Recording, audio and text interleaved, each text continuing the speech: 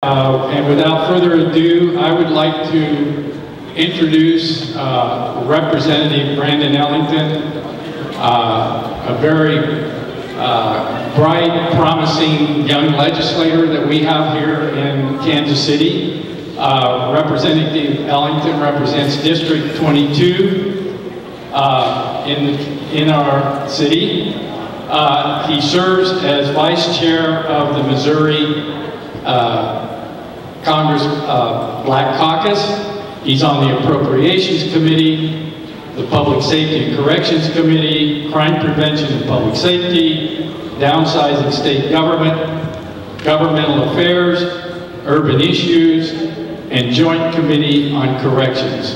And with that, I would like to have Representative Ellington take the stage and begin this forum. Thank you very much.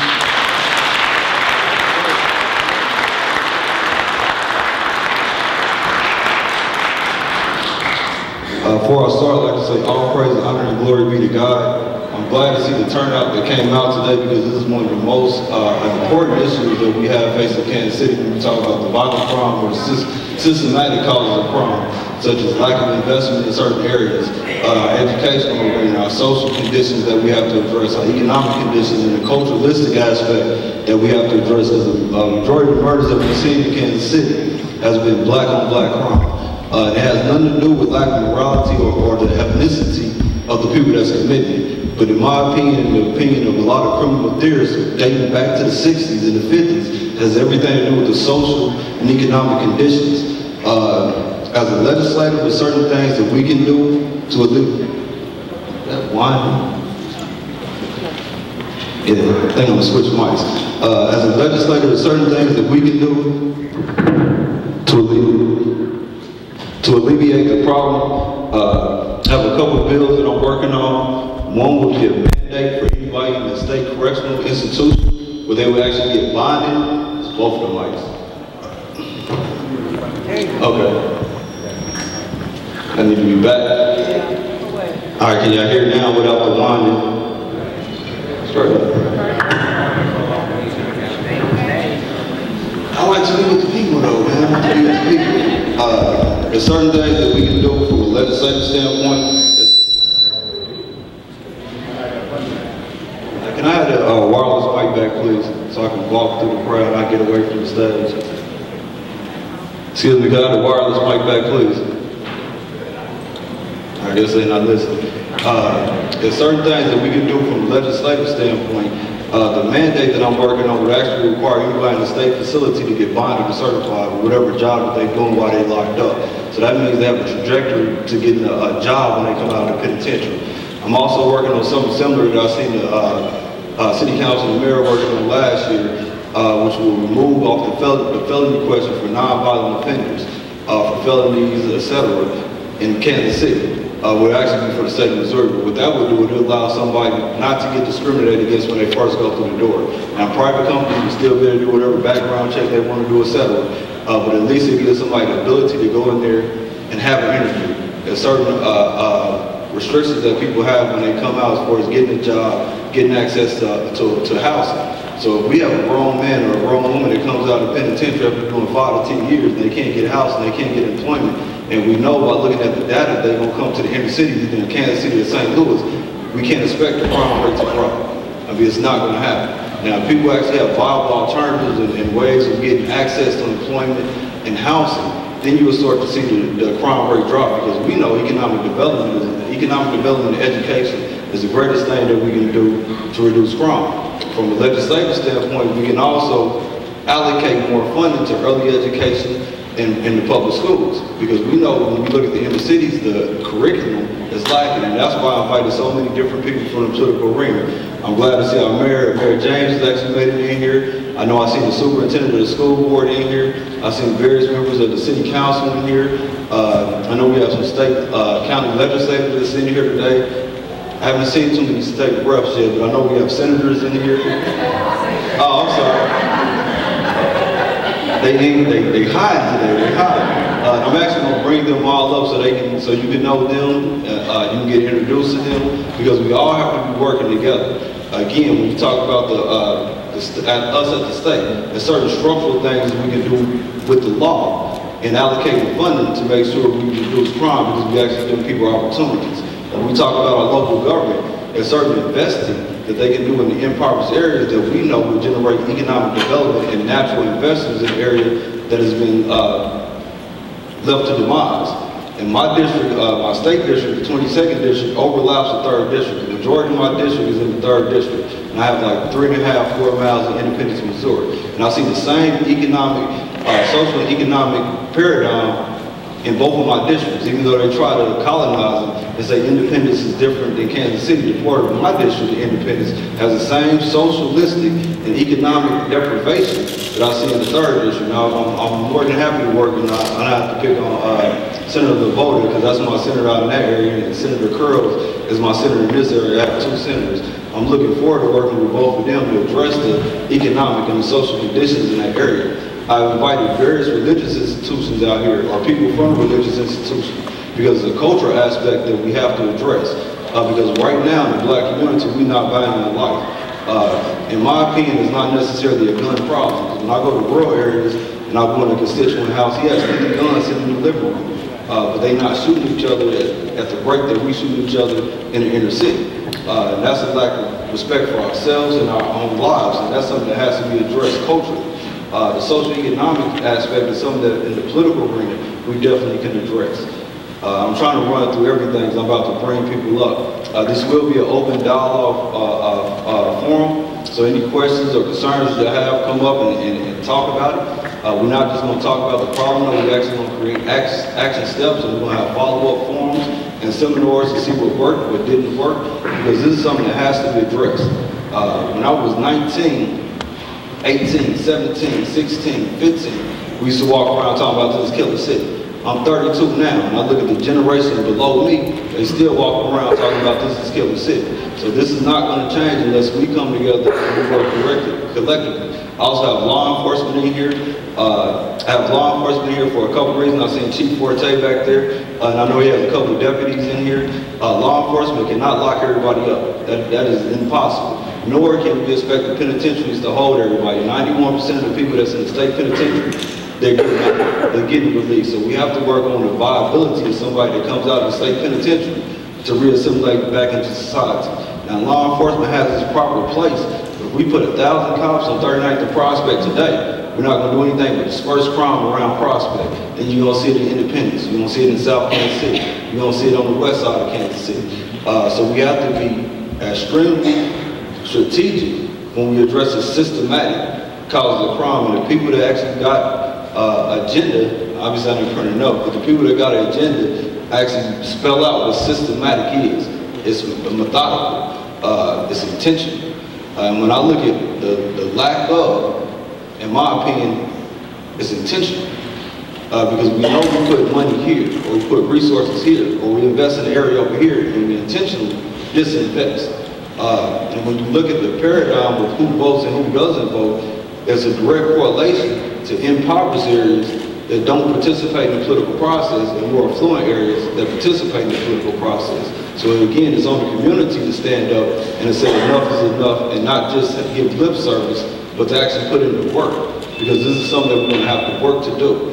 I invited a lot of grassroots organizations here, because the grassroots organizations is the backbone. These are organizations that do work day in and day out. Some of these organizations is funded, some of these organizations aren't funded. But I would like to create a humanistic infrastructure with the grassroots organizations, working with my colleagues in the political arena to make sure we actually have a follow through and we address what we can address from our respective elected positions, along with making sure we give our grassroots organizations the type of resources and support that they need to do the work that we can't do. And not picking on anybody, but just to let you know the difference at the state, we only hear on the weekends. So when we talk about the senators that we have and our state representatives that we have, the majority of our time is spent in Jefferson City. When you talk about your local government office, they're here, but it's a lot of time that you spend away from your family and that you're obligated to go to various places. I'm not, and I just said all that to say this. We have a lot of good people that's in office, We need the community to do their job, and the ones that aren't doing their jobs, we need to make sure that we let them know that we're not going to stand for it anymore. With that being said, I'd like to have all the political colleagues stand up. That way I can recognize them for being in here and actually bring them up. I'm doing 2 minutes for everybody in the political arena. 2 minutes, 2 minutes. Well, I just said 2 minutes. And I appreciate all of them for coming out, because again, our time is extremely short with how much obligations that we have. But by them coming out, they show that they're concerned and that they're committed to work with the community. After they get up, I'm gonna have all the various social service agencies come up, because it's a great deal of resources that need to be distributed to the community, and then we're gonna open up the forum. My senator.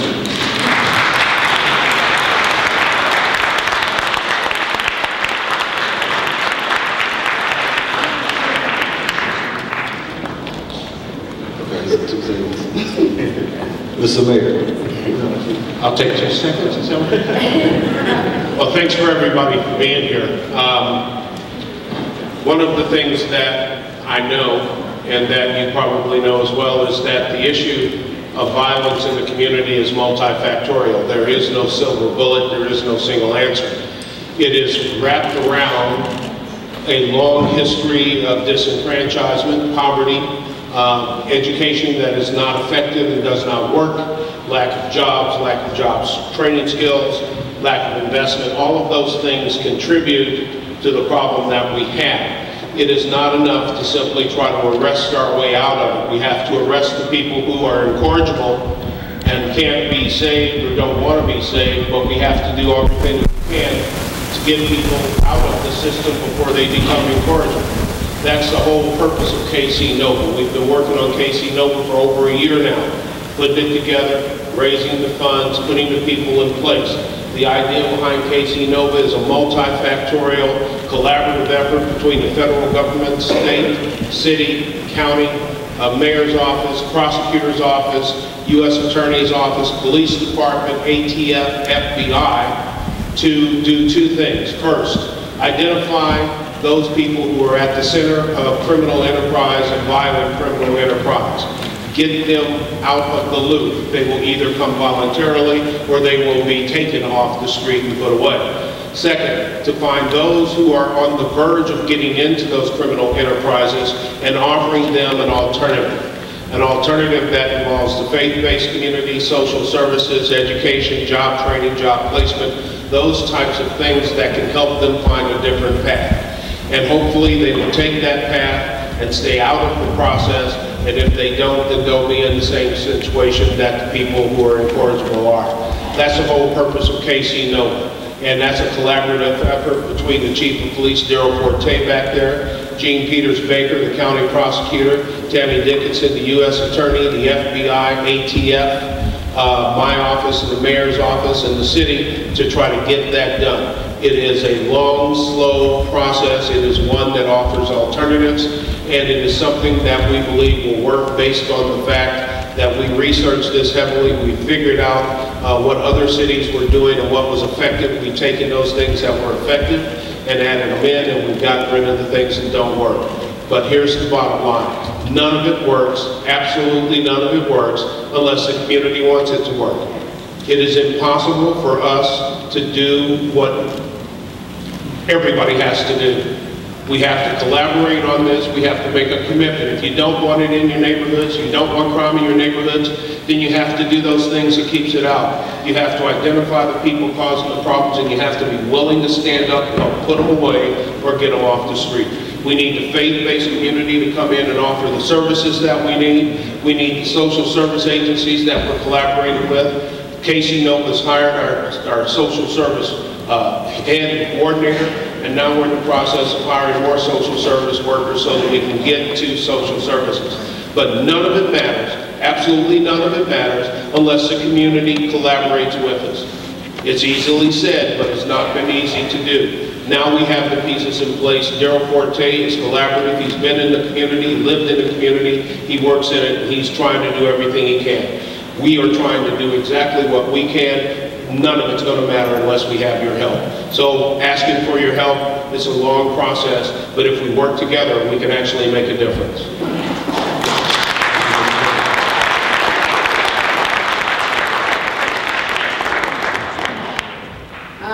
I'm Senator Kiki Curls. I serve the 9th District here in Kansas City. And I just want to echo many of the things clearly the mayor has said. This is a community issue. I want to thank Representative Ellington, of course, for having the forum today as we begin to talk about some of the systemic issues that we find as a basis of crime. You know, we need to talk about education in this too. I think all of us know that we are facing a very critical time right now in reference to our educational system. And it's going to take us as a community to be able to come together to make these decisions that are important so that we make sure that our kids are supported. Successful children, successful kids leads to a successful community. So when we talk about education, we talk about crime, those are things that we need to clearly address as a community. Those are things that we have to address as elected officials. And again, I want to thank the mayor for the work that he's doing in areas of crime in the city, as he just explained, Representative Ellington for having this forum as well. Again, I want to give some acknowledgement to Chief Forte for the work that he's also done since he's been chief for the city of Kansas City. So again, thank you. I said I would not be very long because there are several of us, of course, that have to make introductions, but thank you again.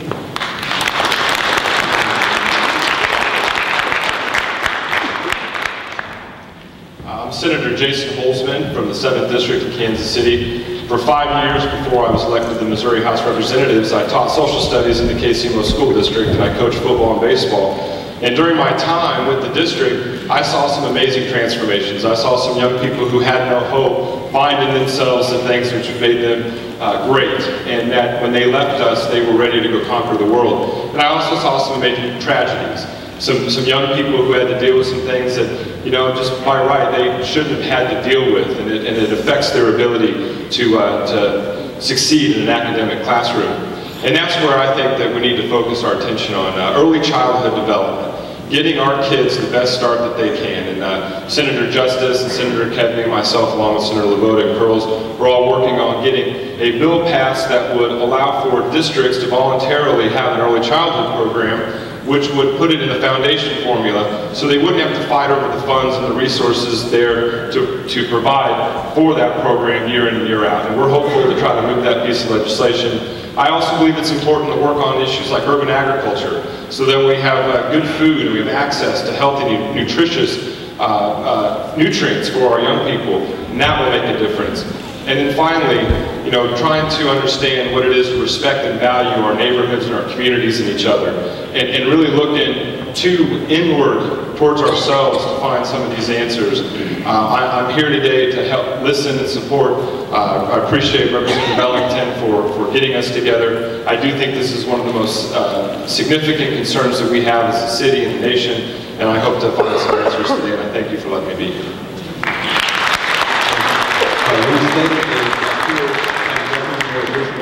So they know where it's at. I'm State Senator Paul LaVota, District 11, which is to the east. And I just want to come thank all of you for being here and show my support for Senator Curls and Senator Holzman and the effort that we need to do in Jefferson City to help improve our community.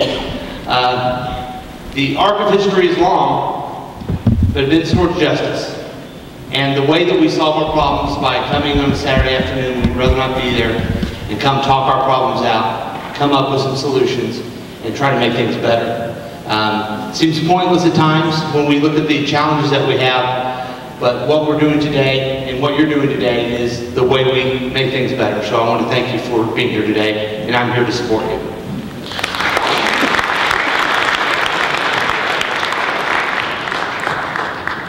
I'm Earl Forte. I just want to say quickly, I want to thank everybody that supports the police department. I know I'm the face of the police department.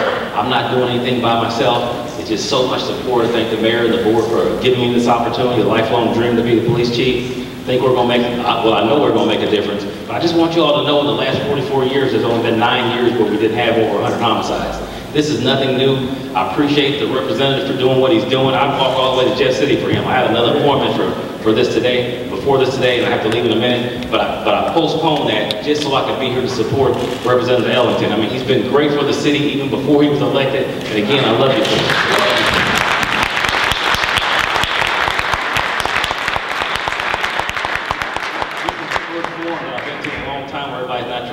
And say, what are you going to do to fix this? You know, he's saying we have some systemic issues there, and again, I just applaud all of you for coming today to support what he's trying to do. Thanks again.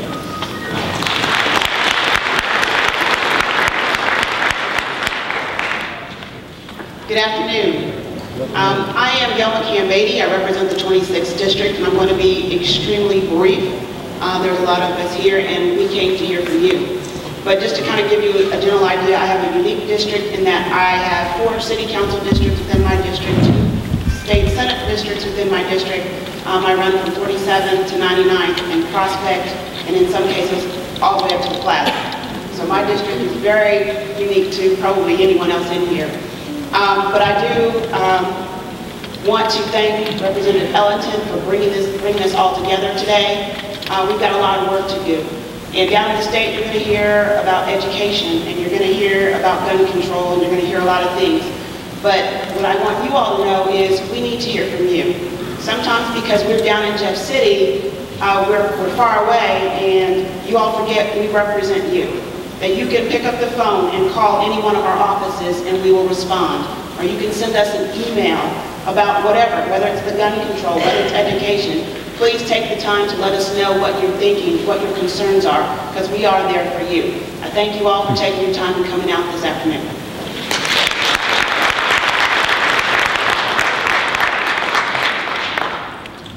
Good afternoon. I'm State Representative Randy Dunn, and I represent the 23rd District in the state legislature. And first, I just want to thank Representative Ellington again for hosting this forum. As he said earlier, this is one of the most important issues that is impacting our community. And I want to emphasize the word community because it's going to take all of us. These are issues that are going to take a really holistic approach, again, from education to issues of unemployment and underemployment in our community, making sure people have access to jobs and jobs that will allow them to fully take care of their family. So it's going to, again, take all of us coming together. This is not something that's going to be solved in one day, and it's not something that's going to be solved by pointing the finger outside of our community. We're going to have to come up with the solutions within our own self, within our own community, and come together. We cannot continue to point the finger, and we cannot continue to have the type of environment where people are unwilling to let it be known who are the perpetrators and who are committing the crimes in our community. We have to do away with the no snitching attitude in our community, because until we do that, we're going to continue to see the crime and the violence that is pervasive throughout our community. Again, Representative Ellington, just want to say thank you, and I also want to again second the comments of Representative Beatty that it's important that we hear from you. I think that's the most important thing, is that we hear from you and what you want us to go back down to Jefferson City or down to City Hall and fight for you. So thank you.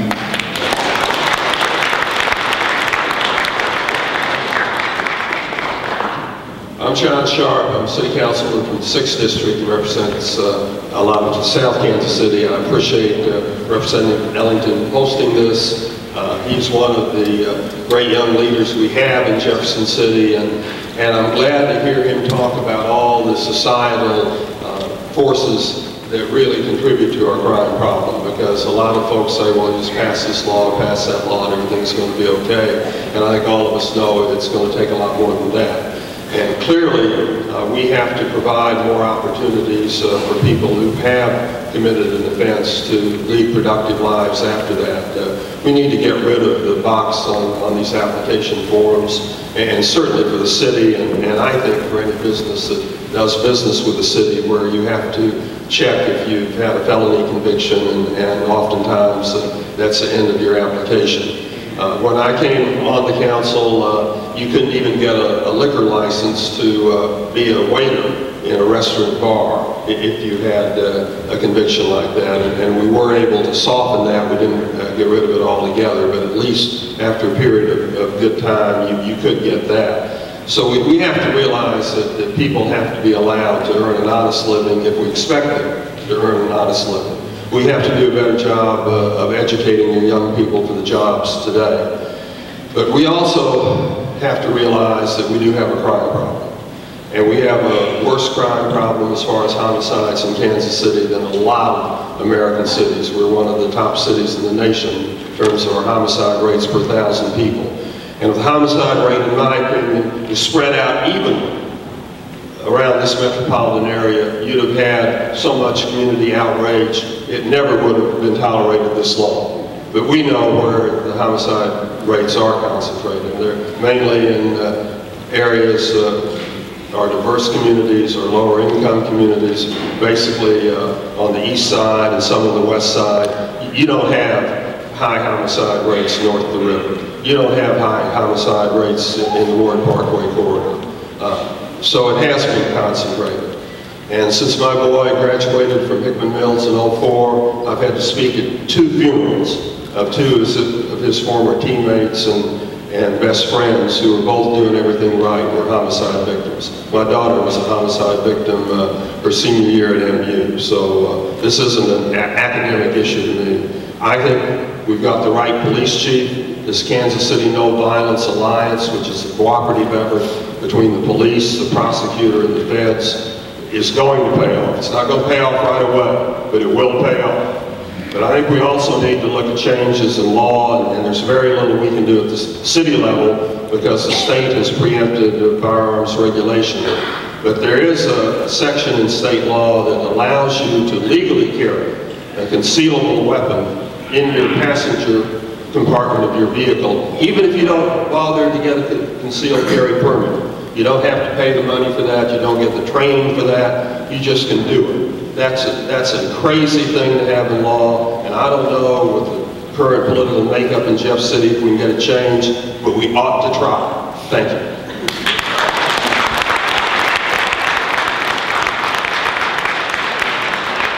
Good afternoon. My name is Melba Curls. I represent the 3rd District at large on the City Council.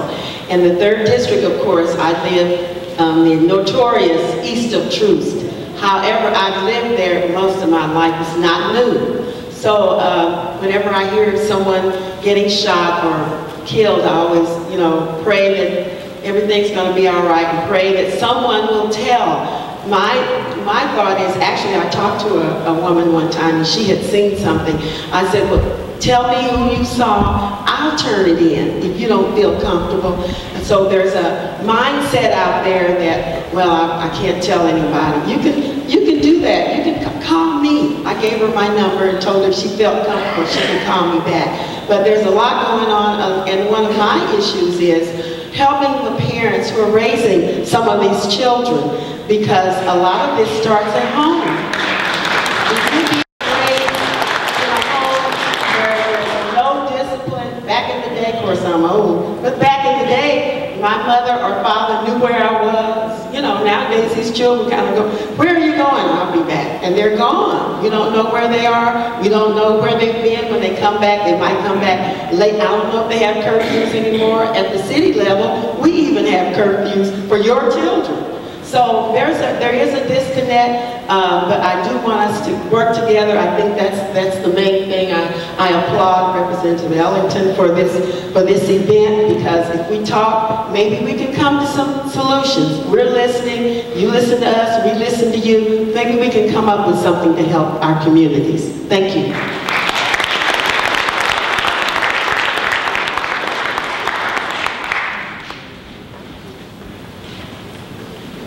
My name is John Carpenter. I'm from District 15. That's up in the North Kansas City area, Gladstone. Inspired to see this size group here today. I think it's amazing and speaks to the influence that a gentleman like Mr. Ellington can have, and that everybody here can have if we focus today. And I look forward to hearing what y'all have to say about what we can do at the community level to fix things.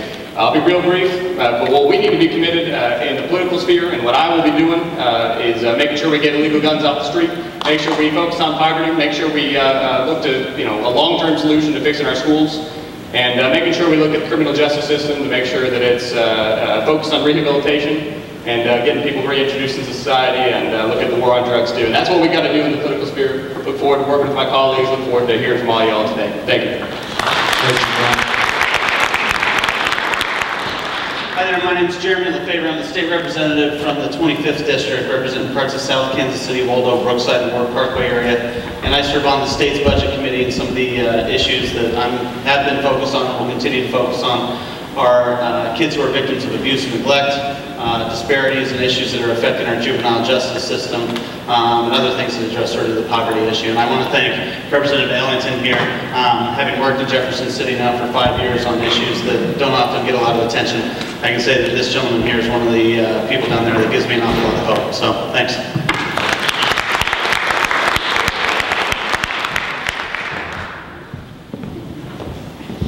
afternoon. My name is Crystal Williams, and I'm your Jackson County Legislator, 2nd District at Large. And I am delighted to see so many of my friends and so many of our neighbors here this afternoon. Thank you to Representative Ellington for allowing us to have this dialogue. There's a lot of people waiting to speak. The only real thing I wanted to say about this today is I agree with Melba Curls when she talks about how we have to start at the home level. And I want to, as we go forward within the Jackson County Family Court, there is a new program called Parenting with Love and Limits. It's an amazing program. It's showing real success in helping change families' dynamics. That's just one place in the community where we can make a difference. So I hope we have a great dialogue, and thank you.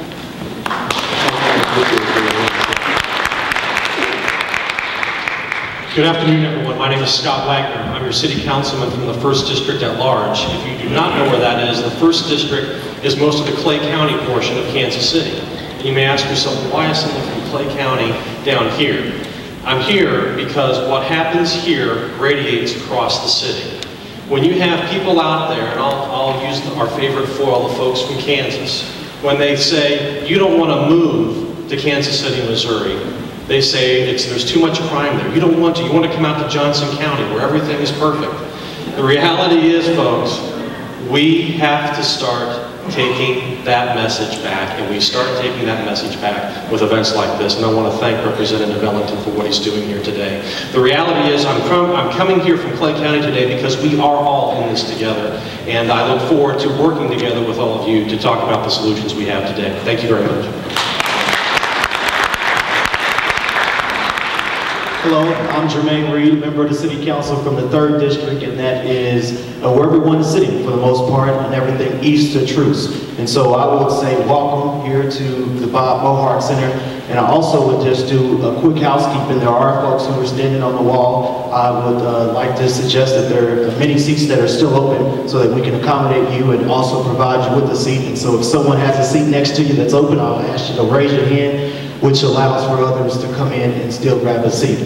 In addition to that, I will talk about, just real brief here, the work that I do with the Ad Hoc Group Against Crime as the chair of the board of directors, and the work that we're doing out in the community and working directly with families who have relatives who've been victimized due to homicides.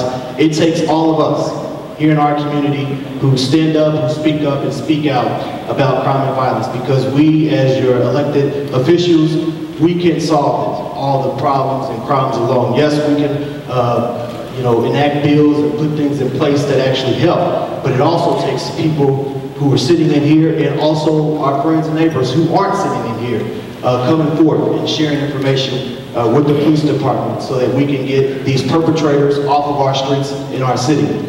I will say a big thanks to Brendan Ellington for bringing us all together today. If not for him and his leadership and vision, we wouldn't be here. And it takes people just like him and our other state reps and senators making sure that we address these problems in our community. So again, welcome to the 3rd District, welcome to the Bob Mohart Center, and thanks for being here.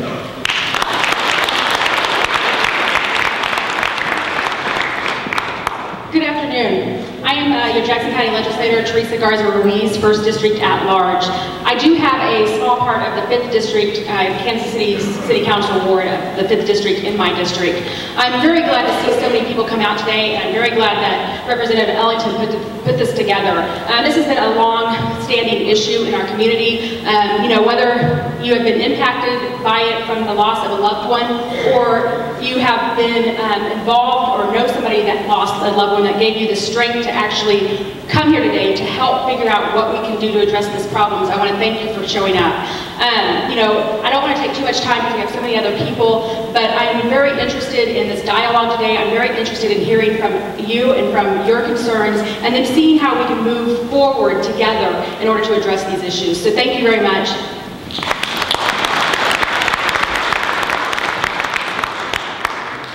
Good afternoon. I'm Michael Brooks. I'm the councilman from the 5th District here in Kansas City, and the last thing you need is another politician's speech, so let me go another direction. The thief comes to steal, to kill, and to destroy. And we as a people have to get back to what got us where we are. And that's a God that was on our side even when things were going bad. There is nothing new about what's going on. You've heard that before. What's different is we've stopped caring about each other. And what's going on in the streets is going on in City Hall, it's going on in churches, it's going on in community organizations, it's going on all around our community. We're not killing each other with guns, but we're killing each other with our tongues. And we don't stop it. So part of the answer to what's going on is it the wrong? That we've got to get back to loving God and loving each other and loving ourselves. That's when things are going to turn around. Guns don't kill people, people kill people. And the same community I grew up in, the same neighborhoods, the same schools, we didn't have all that great schools when I was going to school, but we had teachers that cared, we had parents that cared about us, we had neighbors that let us do with some of the stuff that's going on in our neighborhoods. If we don't get back to that, we're fooling ourselves. It's almost like we've gotten so affluent, we forget where we came from. You know what drives me crazy is we fought to live everything where we want to live. God bless you for wherever you want to live. We fought for that. But if you forget where you came from, you're part of the problem and not part of the solution. And we're going to fix this. If we're going to fix this, we are going to have to get back to doing what we did in the past. Loving God, loving ourselves, and loving each other. Thank you.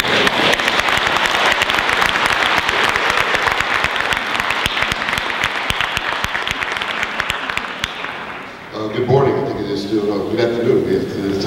I come before you as superintendent of schools, and I pledge my support when Representative Ellington asked me, we were in Jeff City together, and asked me about being part of the forum. I said yes without hesitation, and actually said yes before the letter even arrived. I commend him on this effort of bringing us together to tackle this issue. For those who made reference about the importance of education, they are correct. Education plays a critical role. Education for those who we're trying to rehabilitate, education on the preventative end with regard to our young people and the decisions that they make. And so we must come together, and I pledge my support to this initiative and the school district support to this initiative, just to the role that education will play in this process. There's a direct correlation. There's a direct correlation between the community and the education institution that's in that community, and so many of the things that happen in the community affect the school system, and likewise many of the things that are in the school system affect the community. And we must come together and address this problem with the courage to have the conversation around what the real problem is. Working with families, working with the issue of poverty and what that does and how it affects education, working with literacy, direct correlation between literacy and crime. And so we must work together, and I pledge my support. I got my good friend here, Chief Forte, I don't know if he left already. We work very closely together, sharing intelligence and information that will keep our kids safe in school. I also want to commend the mayor for his initiative and working with the KCNO initiative. I think together we can come upon a solution and have hope and restore confidence and hope in this community again, and I'm behind it 100%. Thank you very much.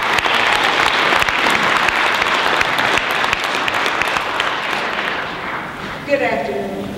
My name is Bonnie Mims. I'm from the 27th District. I'm not going to go through a whole lot. Everybody's spoken up in this room. I'm also a school board member in the Hickmanville School District.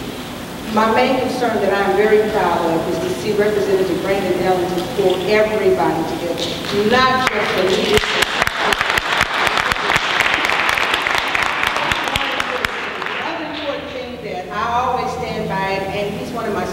So as those that know me, I do get a little short fused every now and then because I want things to happen. I like to see action. I don't want to talk about it, let's get it done. So I have one of the committees that everyone don't like to touch on, and that's appropriations for health, mental health, and social services. That's something we like to sweep under the rug. Come on, people, we got some serious issues rolling here. The one thing that we need to learn is how to respect and love ours that are unstable, and be able to help them and let them know that we are there for them. So I don't sweep them under the rug because that's one where I come from, and I worked in it for 38 years. One thing that Brandon has touched on, and I wasn't going to touch any bills, but this one touched my heart that I needed to. How do we make change? And one of the pieces I say is to make change, you have to be part of the change. Don't sit here and talk about it, be there to help. We have people, as it was said, guns don't pull triggers, as you heard me say many times sitting in the house. They don't pull triggers, unstable people pull triggers. You ask for intervention and prevention. In asking for intervention and prevention, most of the people you see that have pulled those triggers, that have killed so many people, don't even have a record. Don't even know that they had a problem. So how can you write a law about something that it takes all of us to reach out when we see something that is not right? So in saying that, there's one piece that I do and I'm working on to make a change is we have felons. We all know that.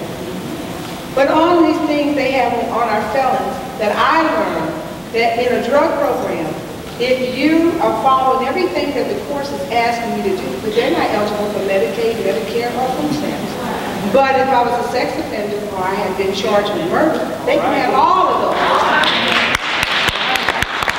So as I was sitting back and I wasn't, and my sweet mate, bless his heart, you know, we got the bill sitting there and it started to be signed.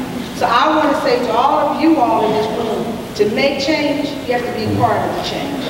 So I'm going to turn to my little brother as I call my son. I am so proud of you for taking this initiative because in South Kansas City we do this all the time. And believe it or not, we fill the gym. Parents come out. I want to see that everywhere. You know, don't just come out because you're mad. Come out to help with the problem. I want you, when you don't like something I say, come to me with it. Because that's how you deal with what's going on. Now, I ain't telling you to come with your knives and guns for me. I'm just saying, bring it to me because I'm going to stand real with you. But I'm so proud of you. And I tell you, Mayor, I'm so proud of you for not only stepping up, but putting a lot of people on different committees to make things happen. Thank you, Brent.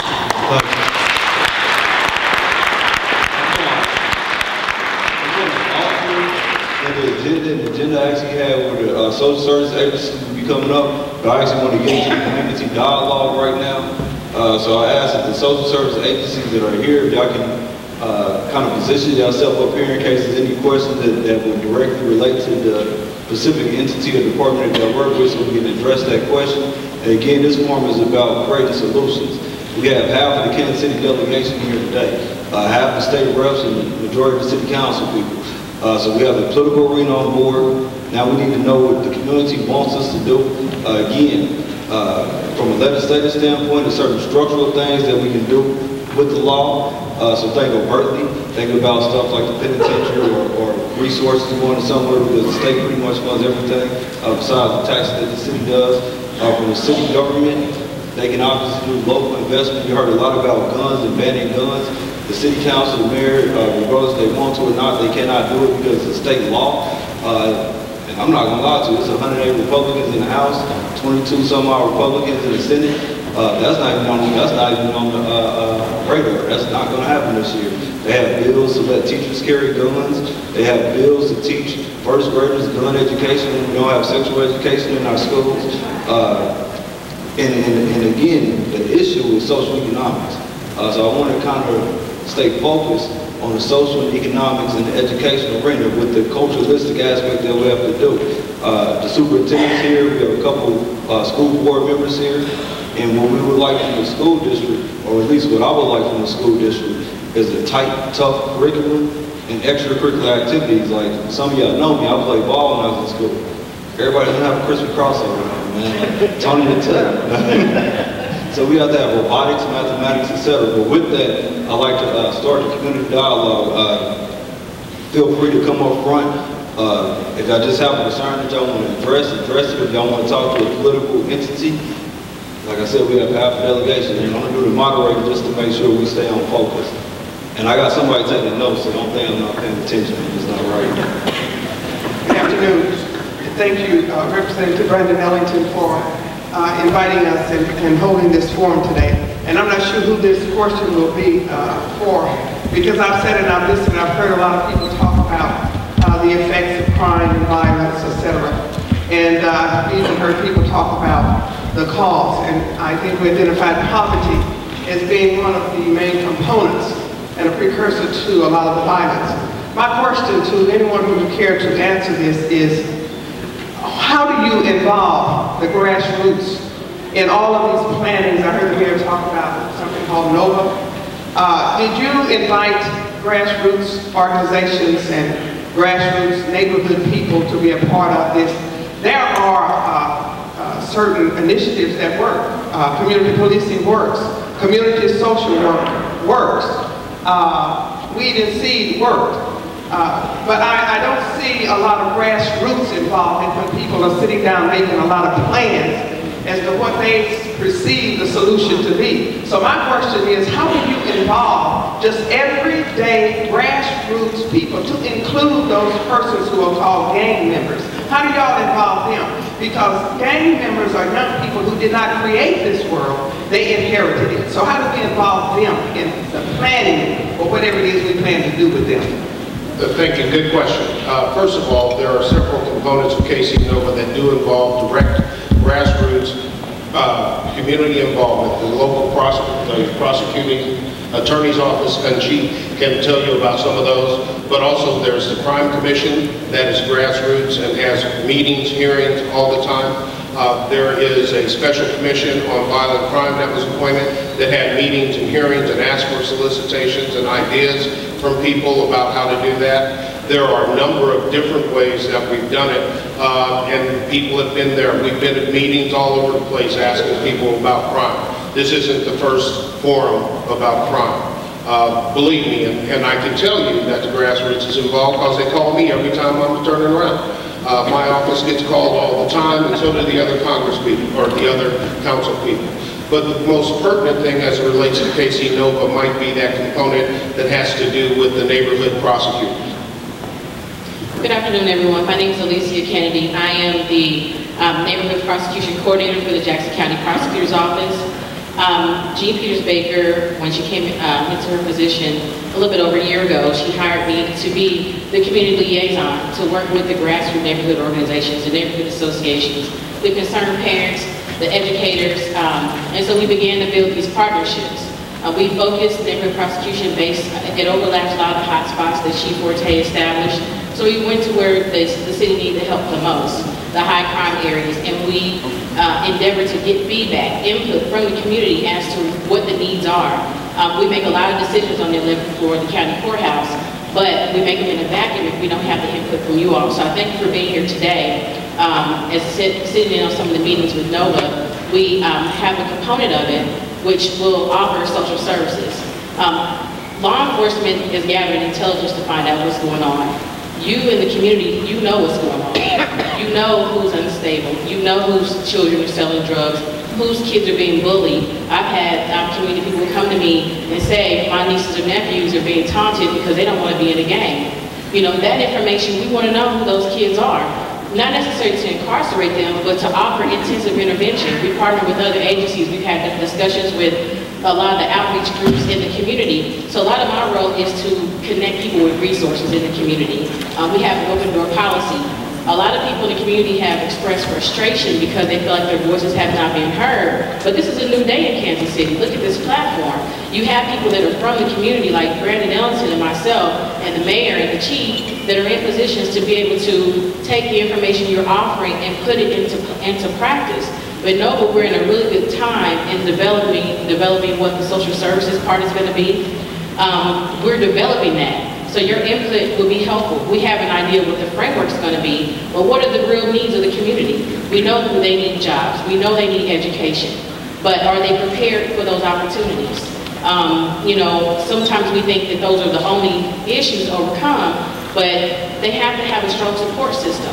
We do a probation and parole and reentry. A lot of our communities have over 60% of the African American men are either on probation or parole. That's something that we have to be realistic about. And how do you improve healthy communities from that standpoint?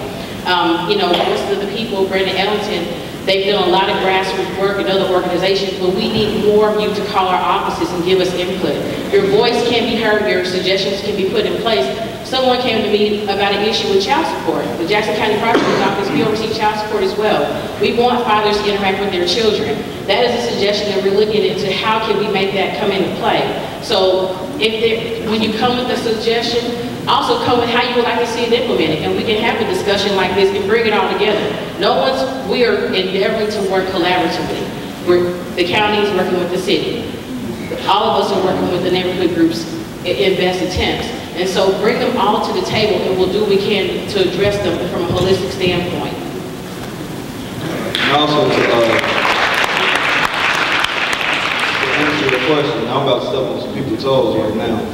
That's the reason why we're doing this forum. After the end of the forum, we're going to get the grassroots community organizations. I'm starting a database. Because what I know from the research that I've done in the past and the community work that I've done in the past, I see a lot of grassroots organizations that do work. And I see certain individuals that get a lot of funding and they do nothing.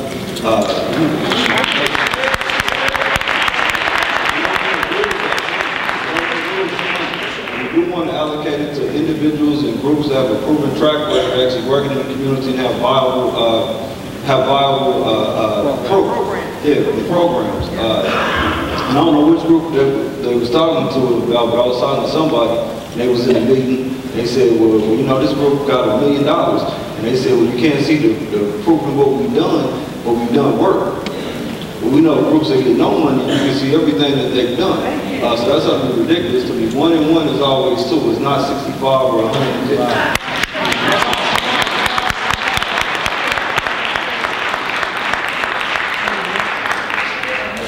Can we get the people along the side to stand in the back? It could be a fire code hazard. And we have some chairs up here. Can I get the people that works in this building? Can we get some chairs for some of the people that don't have chairs? That way everybody can be sitting and be comfortable. But I do have to have people move out of the alleyway because of fire. I need some open seats up here too. So please find a seat. If we have to, we can get people up there in the rafters so they can sit down. We have to keep that out. Thank you, Brendan. My name is Alvin Dodd. I'm a member of Metropolitan Missionary Baptist Church. And I'm not a prolific speaker as most of the city officials and state officials have come up and spoken. But one thing I would like to say is that I commend you, Brendan, for allowing this to happen today. But I would like to reprimand each and every one of the public officials. Whenever a forum like this is presented, you show up in numbers, well and strong, smiling, saying positive things. But when you get back to your committees and your meetings, you never can come to a unified decision in a timely fashion. And one thing that I have come to speak with my pastor about is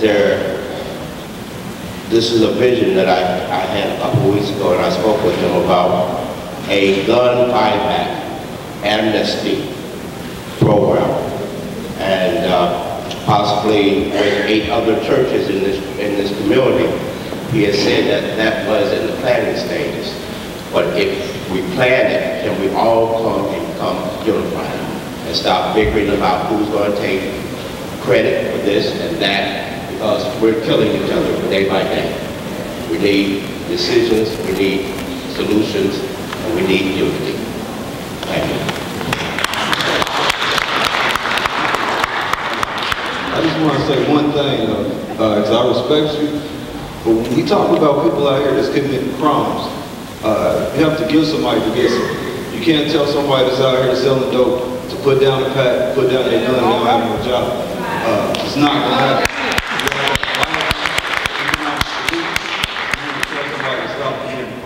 I grew up in the inner city, and right now I have 2 houses, 1 block off Prospect. So this is not something that's abstract to me, this is something that I internalized. Majority of my friends went to the penitentiary and some of them got killed. Growing up, with all the misinformation that came through the inner city, believing this is how I'm supposed to talk, this is how I'm supposed to walk, this is how I'm supposed to act. It wasn't until I was blessed to go to college that I got to see a difference between my neighborhood and what other kids had. Until we give somebody something, because when you talk to the majority of people out here that's committing crimes, they tell you themselves they don't want to be out here, but they can't get a job. They can't get a job. That program would be something that would be good, but realistically, just going off my observation and participation, it's not going to happen unless we give them something. You can't tell nobody. That's like if I go to Miss Esther, I'm like, hey, Miss Esther, I know you just got paid. Can I have all your check? she's not going to do it. Unless I have something worth the entire check. So we need to be extremely honest when we talk about this paradigm that we're dealing with crime and the lack of economic development and access. You know, education is a silver lining to access to a civilized American society. Economics is something that everybody has to have. Because capitalism, the difference between socialism and capitalism is socialism everybody has equal. Capitalism is a privilege, it's based on privilege. So somebody has to be doing better than somebody else. You know, I'm doing better than the mayor is doing better than me. If me and the mayor have the exact same, then it's a socialist society. And since we're in a capitalist society, we have to be honest with the silver lining which is going to change things, which is economics. All right. You know, I mean, it's not easy to come to consensus because this country is divided along every line that you can think of. It's divided racially, it's divided socioeconomically, it's divided politically. So it sometimes takes a long time to reach a consensus on doing things. Everybody wants the sausage, but nobody wants to see how the sausage is made. Number two, gun buyback programs make a lot of people feel good. But let me tell you, there's a ton of evidence that says you're wasting your money. And the reason is, nobody is going to sell you their good gun. They're going to bring in grandma's old gun that didn't work, and they're going to sell you that. They're going to bring in the shotgun that doesn't have a firing pin in it. They're going to sell you that. They're going to bring in the gun they committed a crime with last night. They're going to sell you that. And then they're going to take the money, they're going to buy a better gun. That is not the answer. Gun buyback programs is something that is created to make everybody feel like we're doing something. But if gun buyback programs worked, then we would have fewer crimes because people have been trying to buy back guns for a long time. Save your money.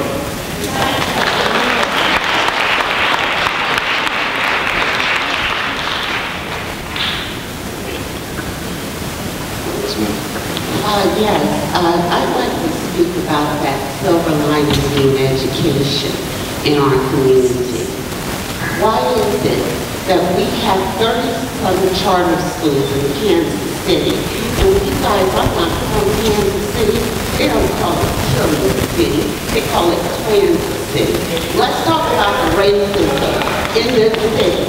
Go into those schools like I did. Because I'm an educator.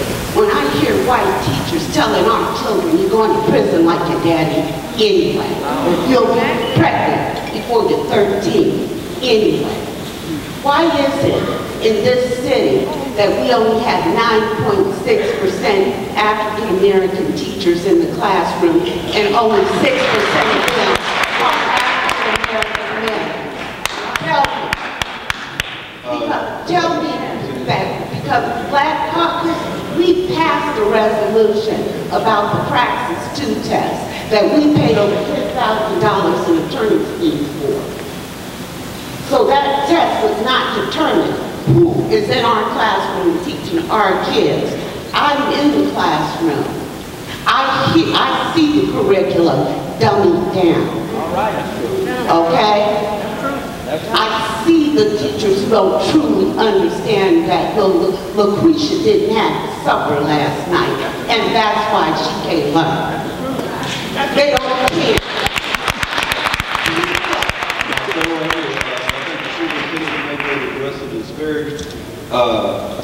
And I just want to say, when I was in school, that was told to me. I was going to be dead before I was 21. I was good at basketball, so when I went to public schools, they told me I could sit in the back and I didn't have to do work, and I didn't until my mama found out this woman. I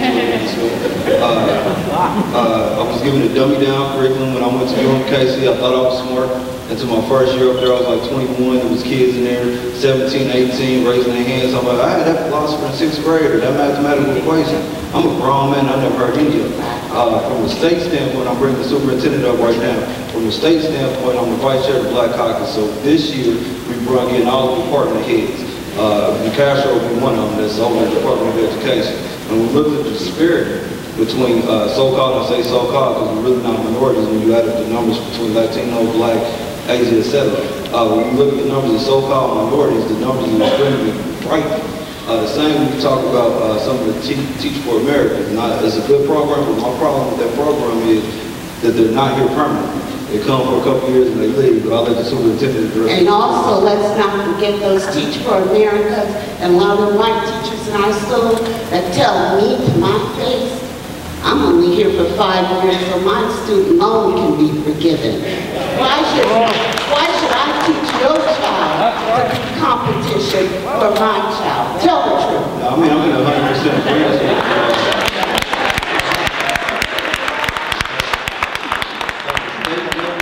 I'm actually opposed to that just because of what you said right there, and I thought it was free. When I talked to the Castro, she told me well, they stay in Missouri, but they don't stay in the areas in which they come in. And that's a huge problem. You don't have people invested in the schools. And that's why I was talking about the curriculum and the extracurricular activities. Because the curriculum has to be up to par where the students are invested with the extracurricular activities that make them invested in it. But the teachers and administrative staff have to be invested in the area too. But I taught at Derek Thomas Academy, and it took a long time to shut them down. They should have been shut down years ago. Why did it take so long? First of all, thank you for your comments, and I think to this issue of representation of role models, you're exactly right. I think we need to bring more role models before our students. That's why we're aggressively recruiting. What has not happened in the past, at least to my knowledge, is a pretty aggressive recruitment campaign to get the kind of teachers that we know who will work best with our students. One of the things we did this year for the teachers that we know that are doing an excellent job with our children, we extended a contract to them. We didn't wait till April the 15th. And leave them vulnerable to be picked off by either a charter school or by a private school. We extended a contract to them right at the beginning of the year to make sure that we send a signal to them, you've been doing a good job with our children, therefore we want to keep you, you have a contract secured now for the next year, etc. But with the curriculum that we have, we just revamped our curriculum. It is rigorous.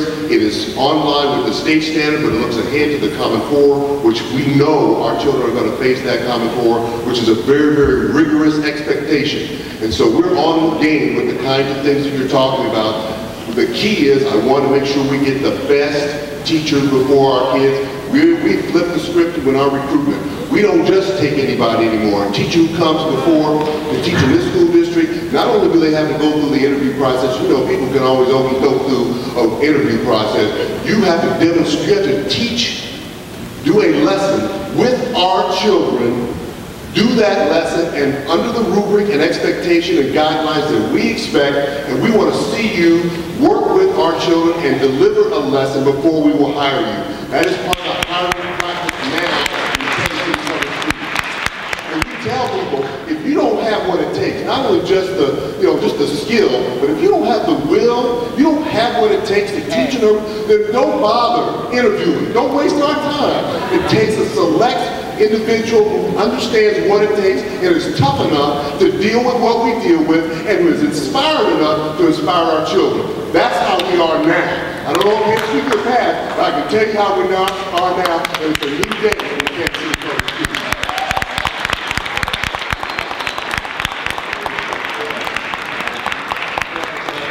My name is Sean Moore. I'm a North Hyde Park resident, and I'm here today kind of representing people that have time, energy, and passion, and that love their city and want to stop people from dying unnecessarily and prematurely. That's the first job of government, is to keep people from dying, and I'm here to find out, what can I do to,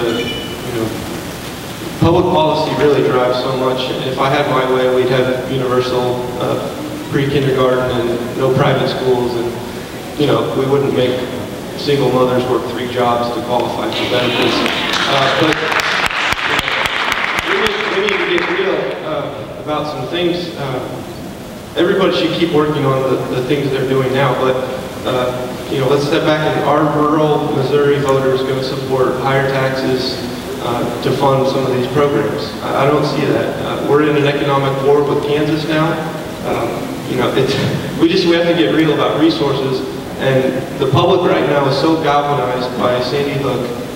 There are so many people coming into movements, especially with Barack Obama re-elected. People, myself, that's why I got involved, was after healthcare. I want to do something. So I'm looking for just a handful of things that we can all get behind.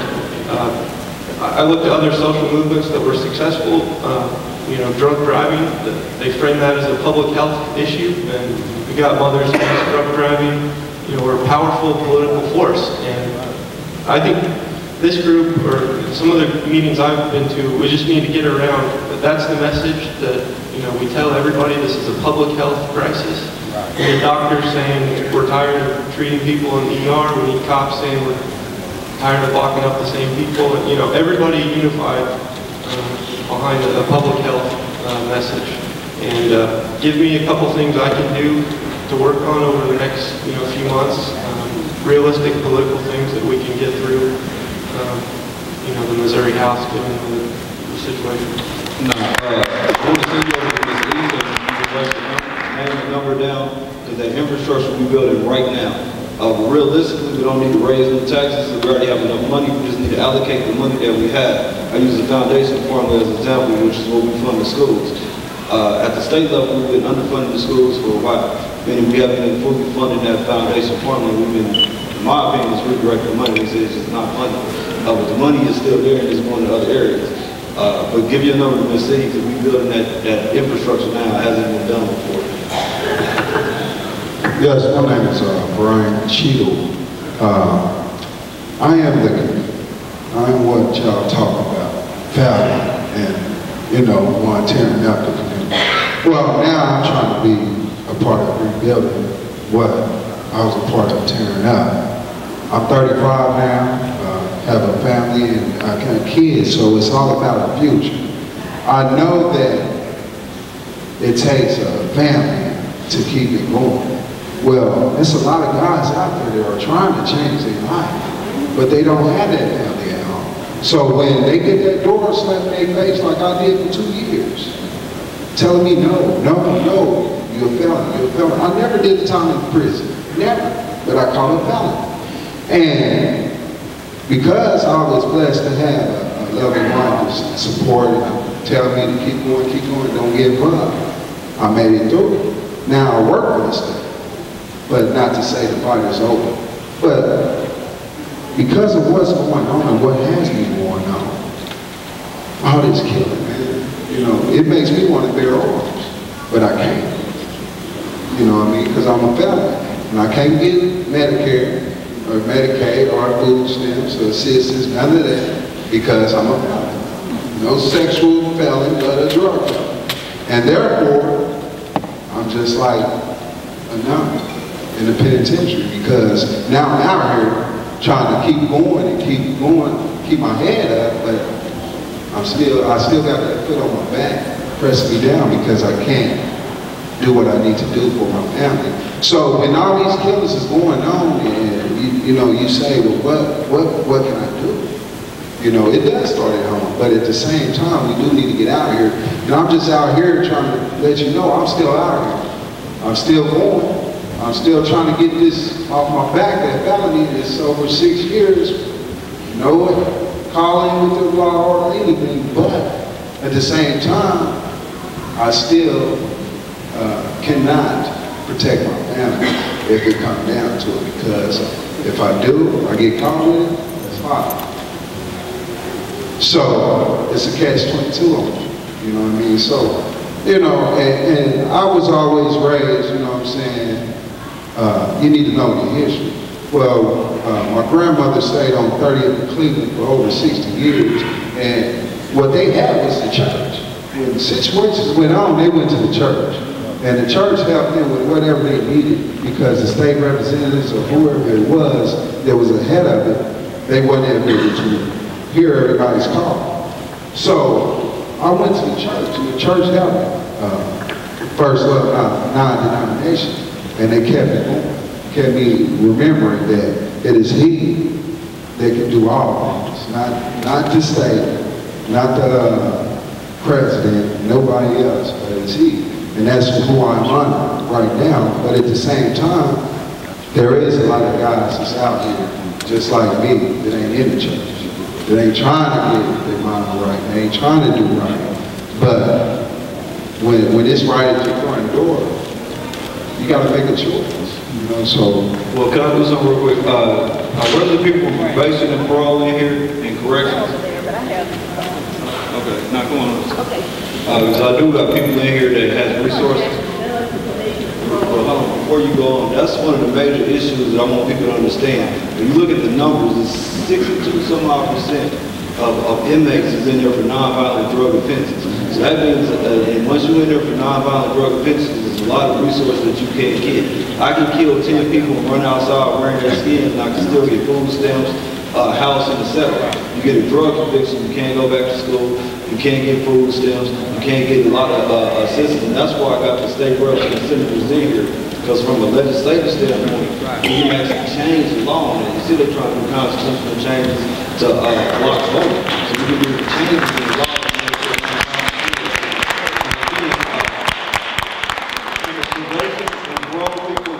People come up here so we can give them some resources. But young man, first I want to applaud you, your courage and your perseverance, and sticking with it.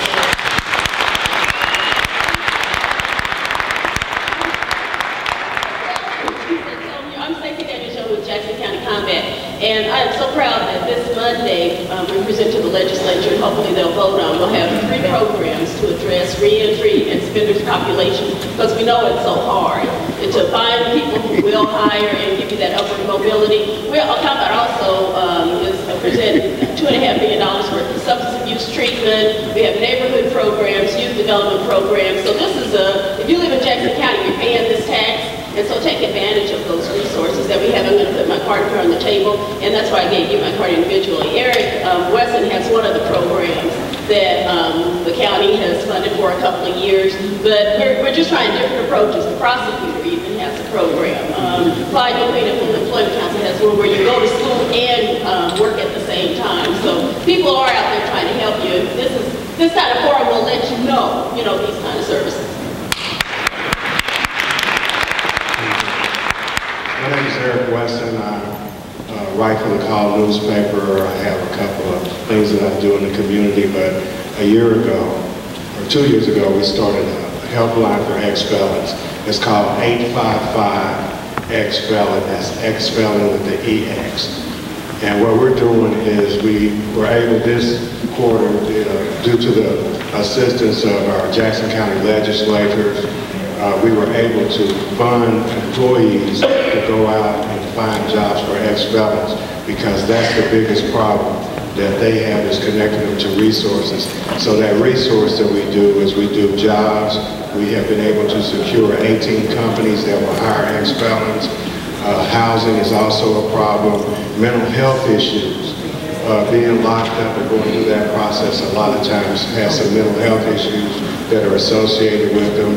Swope Health Services is helping us, and Samuel Rogers. So there are some resources available, and we understand where you've been, because we've all been through that before too.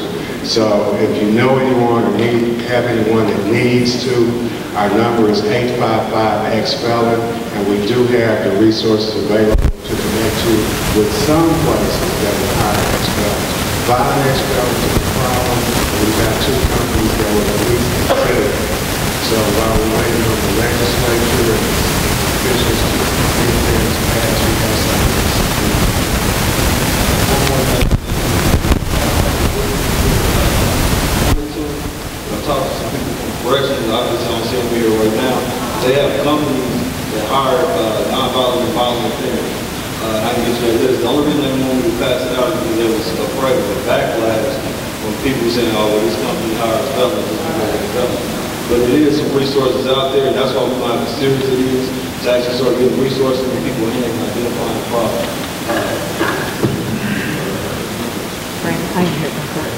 Oh, I'm sorry. Nah, there she is right there. Hey, you want to come over real quick? Sure. She was hiding in the back. Hi, my name is Jackie Dunn, and I am with the Department of Corrections Division of Probation and Parole. So I provide oversight to all the probation and parole officers, offices in the area, including a facility in the West Bahamas.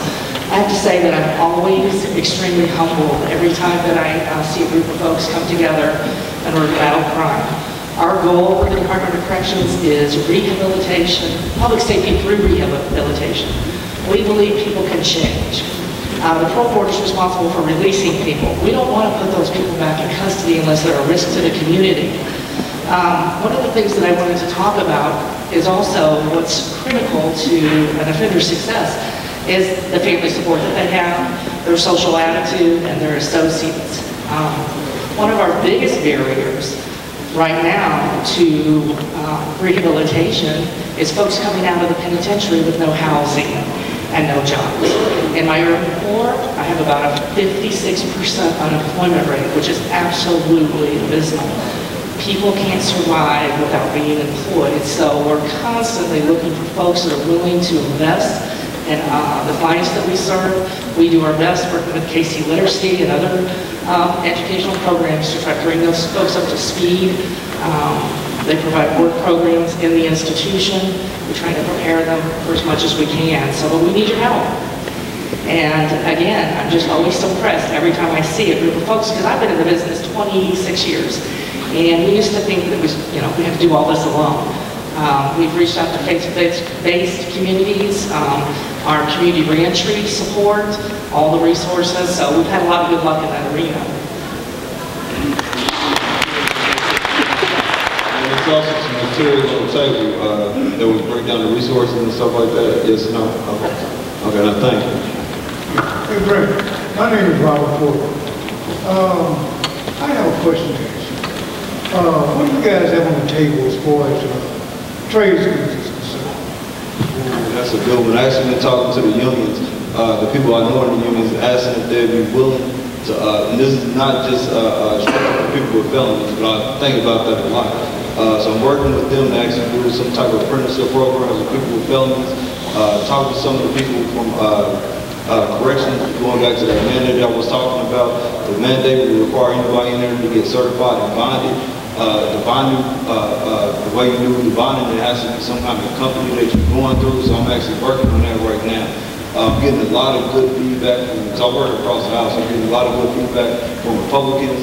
When I talk to some of the people in corrections, they say they just never thought about it before. So we're actually working towards that. On the model block that you heard that we sort of talked about earlier, I went in partnership with the city to acquire some of the houses to redevelop. We actually put in the Reading and Resource Center over there on 38th and Chestnut. And I said all that to say this. Working with the city, because of the position I'm in blessed, I've got access to people. So working with the city, we can utilize a lot of these vacant properties that we have on the east side. Going through the unions, we can utilize the unions to give people trades and certification. That way they can get jobs while they're really taking these houses that are just sitting blighted. Now we actually have community connectors. I love to work with you further on, but we are in that process.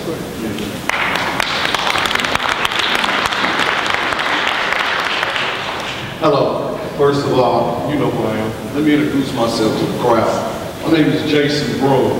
Our organization is called SAVE, which stands for Stopping All Violence Everywhere. Let me tell you a little bit about our organization. Our organization consists of guys who are ex-felons, guys who have street credibility. Most of our organizations are former gang members who have major influence with their street organizations. Now, what I come to do a little bit is bring some reality to this conversation. Brandon knows me. I don't bite my tongue for no one. There's a disconnect between all these services out here and what's really going on in the street. First of all, because I'm in the streets. The brothers in the streets don't have access to all these services I'm hearing about. And one of the biggest things we need to do, we need to be honest if we want to have some real solutions, because we had 6 homicides in 2 days. That was real. So we got to be honest. What we need is what we call data-driven crime fighting. Data-driven crime fighting doesn't mean we give these people some money because they got some feel-good programs. It means we fund programs that can bring results. Results means crime drops, murders drop within a period of time. I got a group of conflict mediators. These are guys with influence. Let me say this. You can send a preacher in, a doctor in, a lawyer in, a counselor in to go talk to these gang members. You send one of us in there, listen to us 365 days a year before they listen in. But the problem is the resources don't come to people like that. The resources go to other people. Let me be real. if we, you know, it's documented. I'm not just making a statement. Tracy Coles, I worked at Aim for Peace. Me and 3 gamers, within the first 90 days we was there, we reduced the homicide to East Patrol by 30%. This is documented. But the problem is, people, we gotta think outside the box. We can't arrest the way out of this problem. You cannot. We can lock up all the young people in another generation. What has to happen is that we have to get people out here. Violence is like a disease. People like Dr. Sluckin have studied what guys like me do. They said violence is like a disease. When people have a disease, you have to change the behavior so the disease doesn't spread. See, back in 30 years ago, when people had tuberculosis, they dealt with it with a dungeon. They would lock them in dungeons. And they would say, well, it's straight. But later on, they found that there was something going on. Well, violence is like a disease. If you look at the way it spreads like a disease.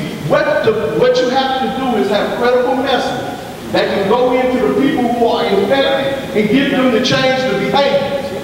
To change the shooting, to stop it. And these messages gotta be credible. The guys in the street gotta respect them. You just can't get any group of people to do this. And this is how we stop murders. I always think of this movie, I don't know if this show that comes on once a week, it's called Person of Interest. How many of y'all ever watched that show, Person of Interest? Person of Interest says in there, what if you knew a murder was gonna happen before it happened? It's about this big old machine that sees everything. Well, let me tell you this. 90% of the murders that happen, me and my guys know about them before they even go down.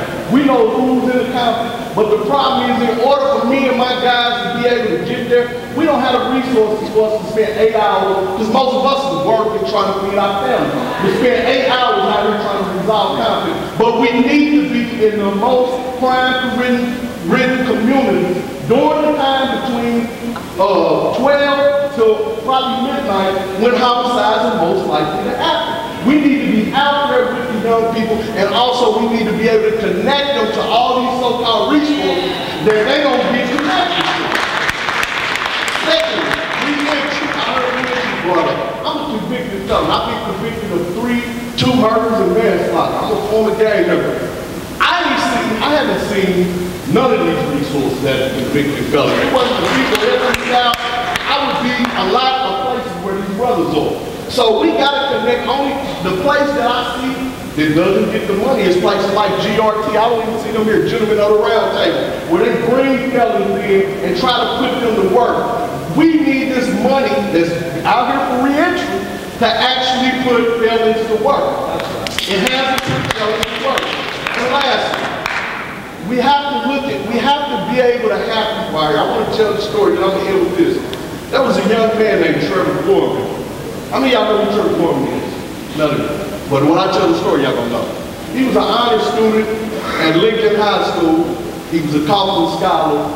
He was on his way to the Navy. He was a smart young man. But he had some personal issues at home. And so I got to the brother, I tried to talk to him. He was going through some things. He was hanging around the wrong people. We didn't have the resources to put him somewhere because his mother had put him out. To put him somewhere where he needed to go. Well, you may have seen on the news. He decided to try to rob a house with some guys. They put a young woman in the closet. The young woman got the gun and came out and shot him and murdered him. This is an honor student. This wasn't no street hood. This is a guy that was a Kaufman scholar. And we lost him. That could have been prevented. I can name murder after murder in this city that could have been prevented if we want to get real about crime fights. My name is Jason Brewer. You can Google me. You can look me up. I don't look for the city for resources. We had an event with the gang members. We invited a lot of people.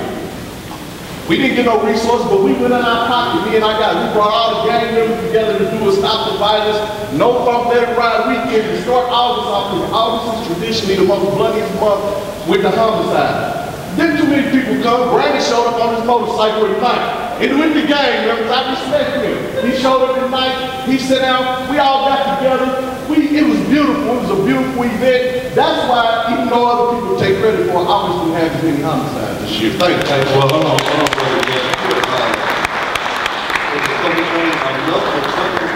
And I apologize for that. I did identify a lot of grants and stuff that we have as a state. We still got some city council. Yeah, we still got some city council people in here. We definitely want to talk to them when you talk about the allocation of local dollars and local funds, because they would be over that arena and over that area. Because I do believe that. But Brad, we got to quit playing politics with murders. We got to quit. Hold on, we got to quit playing politics with murders. Let me say this: the money don't need to go to school with who. The money needs to go to who can bring results. We need to bring results. I agree with you when you talk about data-driven results. I agree with you 100%. I was just saying them because they're over the funding. Because you know, at the state, I can't allocate city funds and stuff like that. It was one more thing that you said that I wanted to touch on.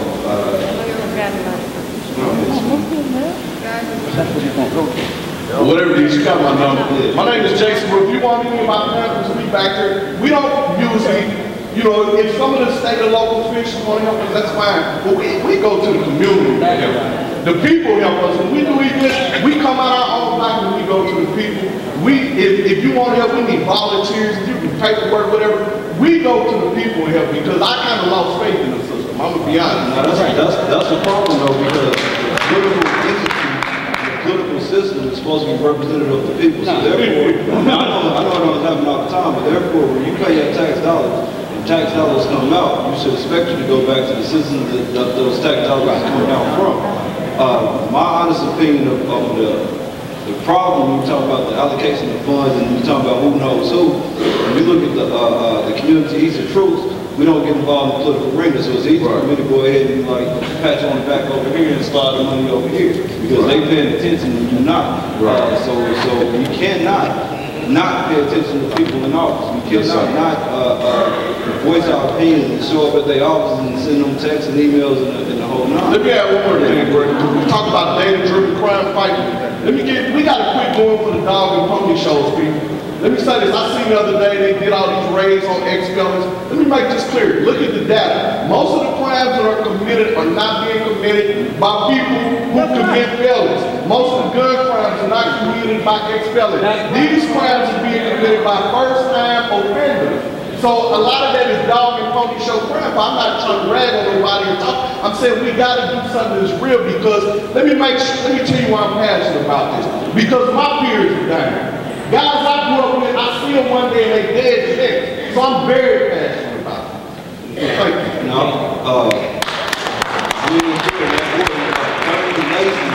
He was one of the murders in the last week in New 7. He was found shot in his head in the car. So now I believe it has to go to Brooks is going to do so. Ms. Gigi. Good afternoon, everybody. My name is Ms. Gigi Owens, and I'm here representing the International Black Hat Society and the Rising Sons and Daughter Mentor Program that started in 1989.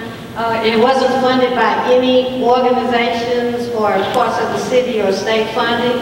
And we have had over 4,200 youth complete our program. 90% all finish high school. 85% are going to college and all the rest have jobs. I'm also the co-founder of a school suspension program that was here in Kansas City called Project Alert Incorporated. Mr. Superintendent, 90% of all the children who are suspended, expelled, dropped out of court order, they came to our program, went back to school and finished.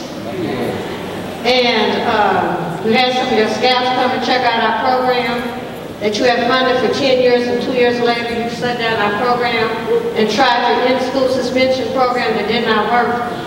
You can contact me if you'd like for us to get our program started back.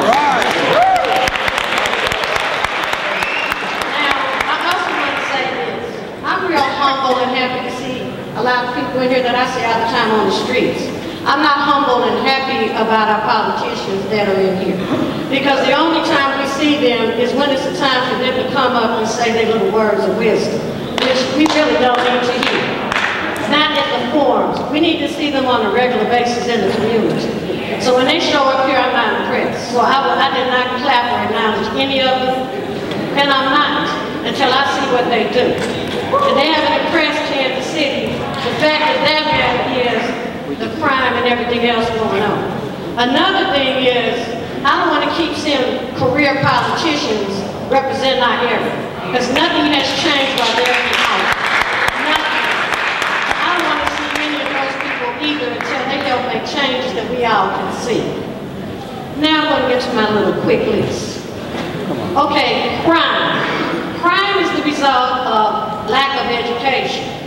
Now, when you close down all the community schools, and parents think they need to run out to the suburbs and drive into the city every day, I'm laughing at y'all in line on the freeway. This is a result of what everybody likes to talk about, the village concept. You can't have a village concept when everybody lives in the community moves away. And they move away thinking they're going to get better education. But then they go to areas where their children are still not getting education. Then you have our African and American teachers is what I call them, because black is a color in my book, like what I got on. They're not going to stay in the community if the schools are closed.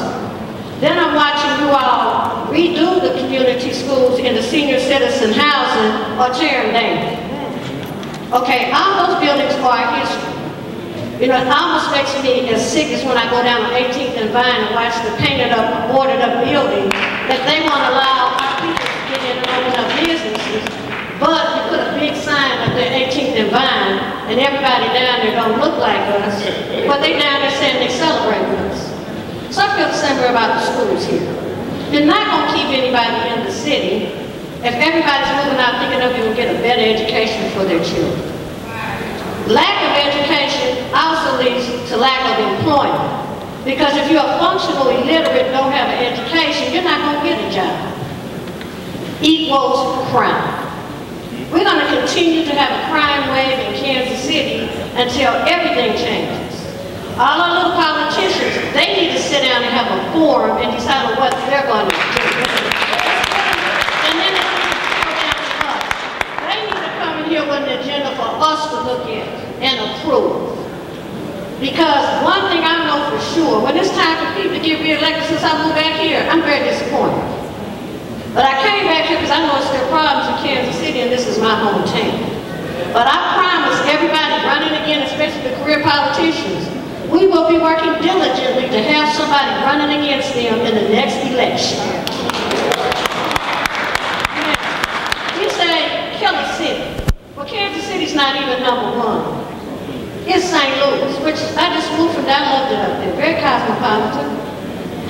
Kansas City in no way can be kill a city. It can be a city that likes to rebuild and tear down history and fix it up so when out-of-towners come here, it looks like we don't have a so-called black population. That's what I see here. So what we need to do is work on keeping our history. Our history is raising educated youth and also helping re-educating the adults. Since all the companies now want you to have a bunch of extra skills for the same jobs. We also need to send a notice to Clyde and Queen. Quit telling people to go down and see him and just sit there all day long and they don't do anything they say they do. Hold on. This is my turn at the mic. Whoever doesn't like it can address Clyde and Queen, not me. Now, a couple more things. I do agree with the gentleman that was up here before talking about the gang members, but we also have to address the females because the female population in prisons and jail has gone up also.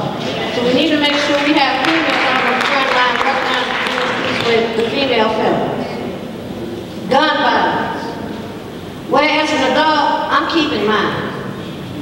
And most everybody in there that has one is too. A lot of the crimes that are going on are young people. I would like to know how all the youth in all the cities are getting weapons. That's what we need to deal with. We don't need to have a gun buyback program. We need to find out the root of how young people are able to get guns and continue to commit crimes. I would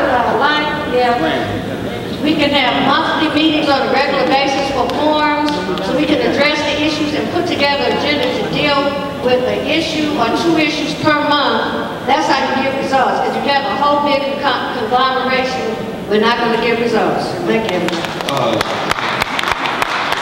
Before the groups league that actually has organizations and stuff that y'all doing, make sure y'all sign up because that's one of the biggest things that I see is lack of follow-up. So you want to make sure we have to get in contact with the groups, give them the type of resources that we can get them. And that was the thing that I forgot when Brother Jake was standing up talking because it is a gap. And even though some of the people didn't agree with what Ms. Gigi said, I actually went down to FEC.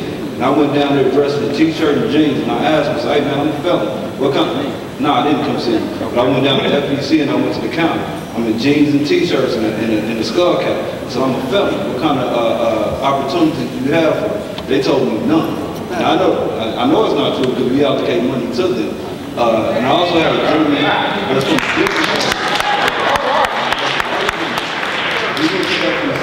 he's from the rural areas. He sent me a 2-page email about a 10-week program that he went through in the FEC that they had up there. And they said it was going to be jobs after he came out, and there was no jobs for it. So just to address Ms. Gigi's concern, that's something that I'm paying attention to right now, is a lack of viable access. Because I follow the funding, I follow the streams, and the state allocates almost everything. And I'm working diligently right now to reallocate some funding for programs that I know they're getting money to, that are state funded, and they're not producing results. Go ahead. I just had to get that out because I went to the counter and I ain't got nothing for it, really. I'm glad you did. That kind of activism is well applauded. I really appreciate that kind of activism. My name is LeBron Bryant. A lot of you know me through, music, also public works and the family ties and political, affiliations. I was one of those kids who grew up in the inner city, 55th in Michigan, right there in the heart of everything. I'm 30 years old now, I'm married, got kids, but I grew up with a family who was deep-rooted in the community, who owned houses. See, all of us don't rent. Some of us have families who own houses, but what you guys don't understand is that it wasn't that we couldn't afford the good schooling. It wasn't that we couldn't, it wasn't there. I grew up when my books were older than me. I'm born in 1982 and I'm learning the books in 81 and 82, and the newest book that I seen before I was one of those ones who moved out of the inner city to go to Raytown, where I met and went to school with Randy Dunn and Melissa and people like that. I would have never met them had my mama not said, I'm gonna invest in my kids' education, and it's sad that that's the only choice that we had, is to move out to get that education. I thought I was smart. I thought I was very smart. I was making straight A's. And when we're talking about the dummy down system, okay, straight A's means nothing in the inner city if you really want to keep it real. We can have honor students, we can have all kinds of, the only thing that I really respect in the inner city as far as schools is the charter schools. The charter schools like Center and stuff like, they make sure them kids learn. So and trust me, this has been years ago, so I'm not disrespecting any kind of progress that we've made since I got out of school. This is my testimony. That's just a tidbit. I'm gonna move off of that subject because I'm real passionate about it. But I want to tell you guys that I didn't know fractions. I didn't know anything, division, like on a high scale, anything, until I went to Ray South. I started at 10th grade. And I got a college education almost in those last 3 years that I went to school. I started out as a C student, from an A to a C. Then I started getting D's. Now, the pride of me from, going to churches like Reverend Miles or talking to Reverend Brooks all throughout my life, cleaning, the police officers' clothes, that is still something in me that I took with me. While the rest of my peers was dying, I can name 50% of the people who I grew up with on 55th in Michigan that are no longer here. And it's because they're tired. They don't have resources like Oregon has, where, it's against the law to pump your own gas because that's a job creator. So therefore, everybody have jobs. If every gas station in this whole community hired one person, you know how much crime would be down to a minimum because it's against the law to pump your own gas? There's 60-year-olds in Oregon right now that never has pumped their own gas. Right now, you want to look at, crime is this and crime is that. No, crime is there because people are frustrated, tired, and nobody from the up is reaching down. So, if you want to create something that's going to put something in somebody's pocket to not make them feel like they have to be robbing them. Now, the problem is we don't live close to enough people to make them feel it on the outskirts. So we robbing our own people because that's who's close to us. We don't have the transportation. I'm not saying we, I'm saying we because I'm a part of that society. But Robin Hood stole from the rich to give to the poor. Now he's looked as a martyr. Our martyrs are people who are doughboys, people who are killers, who are sitting in the cities right now because they're untouchable, because they're surviving and they're getting by without the help of the system. So if you guys want to have something for us to feel prideful in and not joining gangs and not doing things that are frowned upon, create something better. Create something like recreation or something for kids that, you know, when they get out of school, they're not just waiting on mom to get home because mom got to work 2 or 3 jobs, you know, to support and make ends meet. You know, have something to where they can be recreational because they won't be getting pregnant.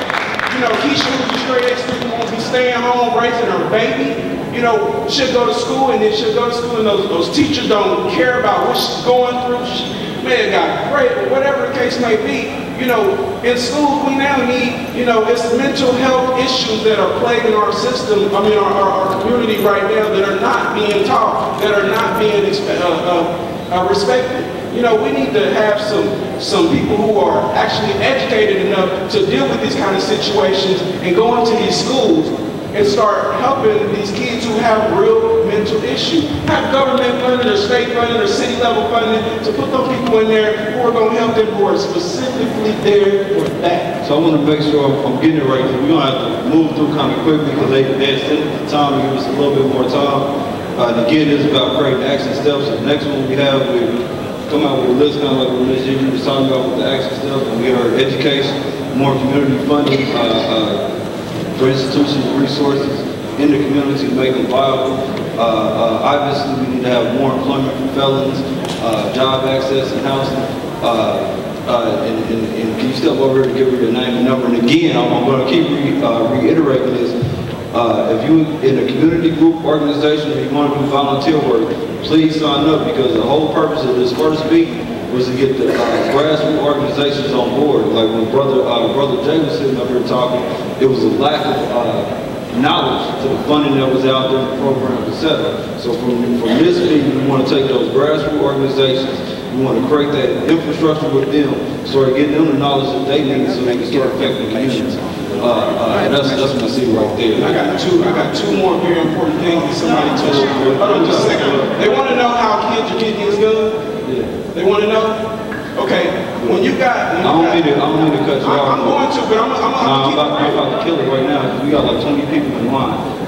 We got white people in the area, like around 10th Street, who are actually giving you... But I mean, that's an excuse. I'm black, right? I'm about to finish right now. I'm black. My great-grandmother was a slave. Nobody white has stopped me from going through any door. There's been people that look like me that's been victimized. Dope's all in the hood. Nobody, nah, I'm just saying. Because I'm tired of the same excuses that we always come up with. Hey, bro, you know what, Key, whip that up.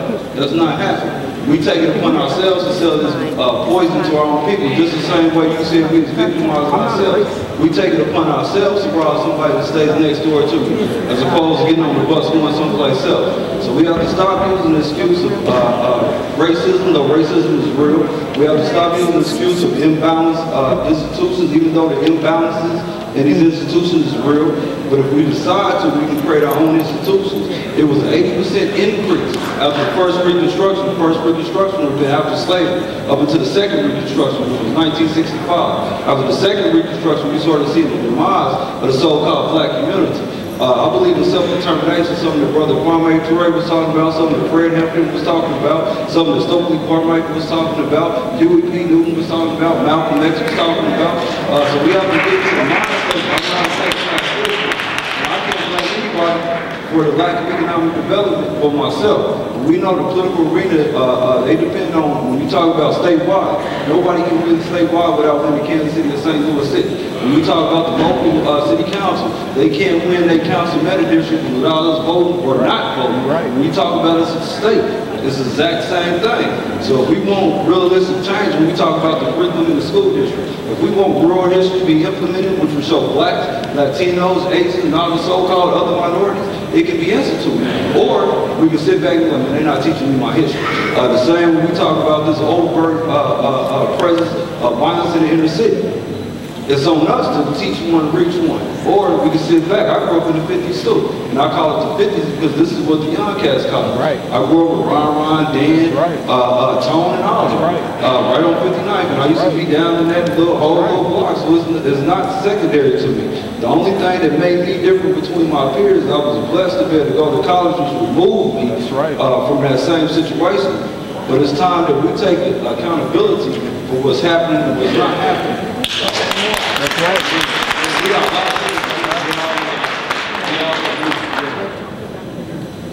And again, if y'all want to volunteer and stuff, sign up so we can get back in touch with you and get the resources out. I want to commend you first, Brandon, for what you've already done and what you're doing in this community. I don't know about y'all, but it does my heart proud to see what you're doing. But it also grieves my heart for what is going on in this community, more than anything else.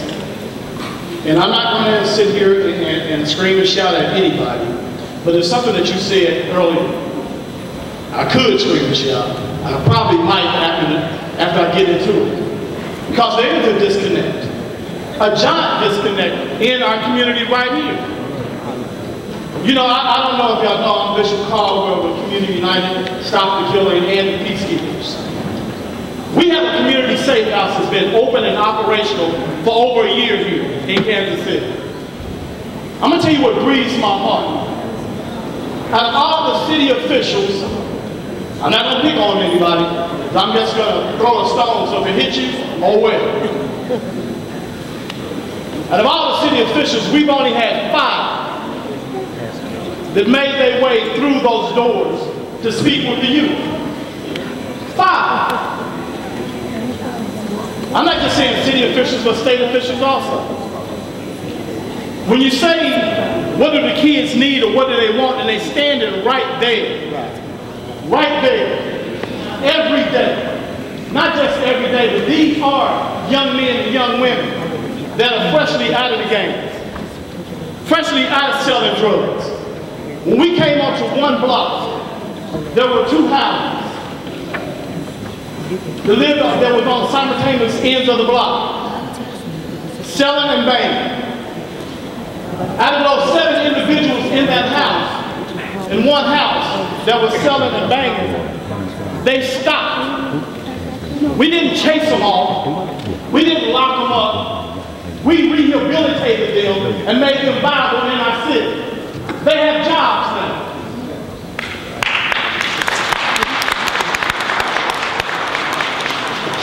They are proud about the jobs that they have. This is what needs to happen, not only in this one block, but throughout Kansas City. Taking these abandoned houses that outweigh the people right now. We should not have a homeless problem in Kansas City. When the houses outweigh 3 and 4 in our homeless population, that should be fixed. Easily. When you have young people that are just crying out, help me. We need to stop turning away and actually help them. Let me read something off to you, just to understand what happened in a 5-block radius. Just a 5-block radius. See, you know, we talk about statistics. Statistically speaking, we work with youth within that 5-block radius, 378 youth in a 5-block radius that have not stopped doing the things that they normally would do. Fights that have been stopped in a 5-block radius. 151 fights that have been stopped in that block radius. Stop shooting. That's where some of the peacekeepers roll up and guns are actually out. Knives actually out.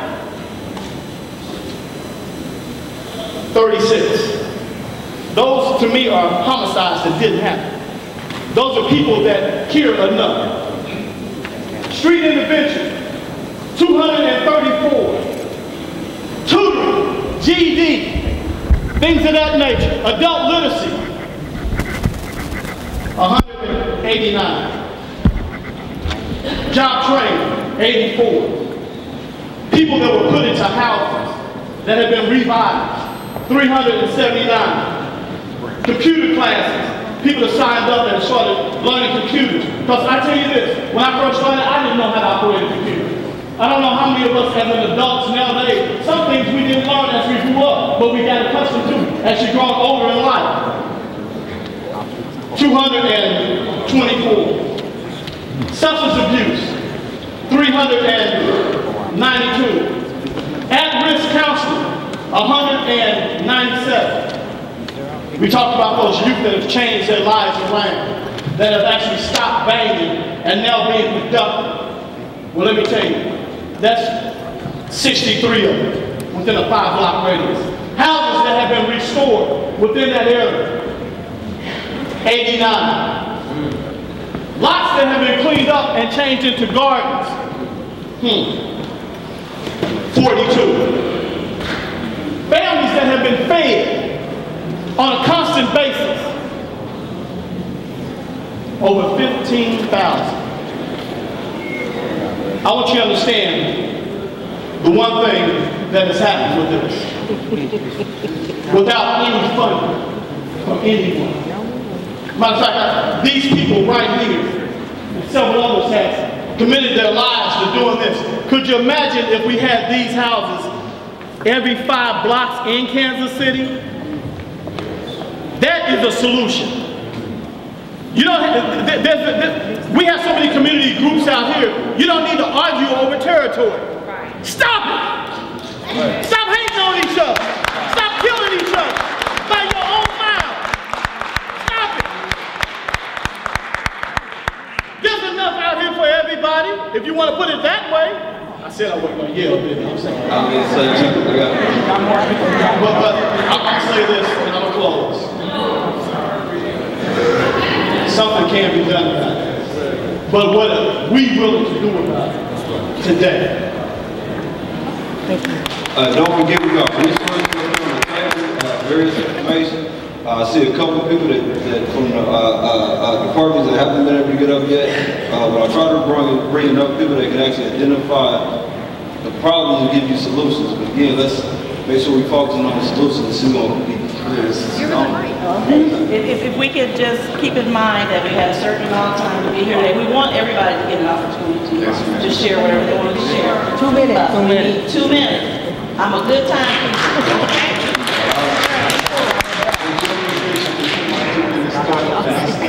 Because I want to see you. Nah, come on, brother. This is Brother Muhammad. I just want to first off, I always like to acknowledge God first, and I thank you, Brother Brandon, and all of the elected officials and selected officials. But when we talk about stop the killing, to be very honest, I want to first of all say I'm a student of the Honorable Minister Louis Farrakhan and the Nation of Islam. And those of you who are unfamiliar with the Honorable Minister Louis Farrakhan, this is an information page. You can Google him in. Now, I want to say clearly, when we say talking about stopping the killing, first and foremost, if you don't have God in the picture of it, you ain't gonna stop nothing. Amen. And the second thing, I'll praise you to the God. The second thing, when I hear people talking about these young people in the streets, these people in the streets, we gotta get out of that mindset of thinking that it is just them. It is us. When you see a child affected, an elderly affected, that's you. Now, I want to say to the men, the only way that we can bring this madness to a minimum is to go in the beginning in the Genesis like God did and make a man. There's nowhere in the world that we can even talk about money and all of this stuff. It doesn't say that our people is destroyed for lack of money. It says lack of knowledge. You have to know who your neighbor is. You can't blame nobody. I mean, I listen to people talking about, one guy told me he didn't want to have nothing to do with the crime thing because it's about turning in guns. And I asked him, what do you need a gun? That's right. And you can't even answer me, why do you need a gun? Then you want to blame that they bring them over here and you put a pound of dope down and you don't have no need for it, you ain't gonna mess with it. So I want to say the solution is to make a man. Many of y'all have seen us, whether you see us with our bow ties on or our straight ties on, and y'all ride right past us, saying that this is a Muslim and this is that and this is that when you go to the store and you're an alcoholic, you ain't concerned about the label that's on the bottle. You just want the context that's in the bottle. We want the context of stopping the killing. Quit blaming Chief Forte, quit blaming Randy Huntley, quit blaming all the blame is on the man for not standing up and being a man. And I'm always going to say this. Don't even blame jail. Because you're looking at a victim of 20 years of jail, and I've been out productive with my own hands by God's grace. And I've dropped in one line, begging for a job. Use your brain and your hands that God gave you to do something for yourself and your people and your time, and quit blaming the legislators and all of that. So I'm asking for, I see a lot of women in here. Most of the time men say what they got to say and go. Because they seeking gain and looking to get a favor out of it. Don't seek gain looking for a favor. Do what you do out the kindness of your heart. That's right. Do it out the kindness of your heart. And if you don't, in closing, rest assured, you read the words in the scriptures, and I guarantee you every last one of us will bear witness that they're being fulfilled right as we speak today. It's nothing to do with us. It all has to do with God. And God clearly said, if my people, we have to recognize ourselves as belonging to Him, and only those of us that is qualified to go. God never sent a politician to go after His people. So don't blame the politician. Are you scared to death preachers and teachers that's hiding in an empty church? It's enough people out on the street that need to be in the church. But the way to get it done is come to us and let us come to you. Not seeking no money, not trying to get me to take off a bow tie, because if I take off a bow tie and put on a straight tie, I'm going to still sound the way that I'm sounding today. So is the people out on the street. They're going to sound like they sounded because it's an emptiness in their head, it's emptiness in their heart.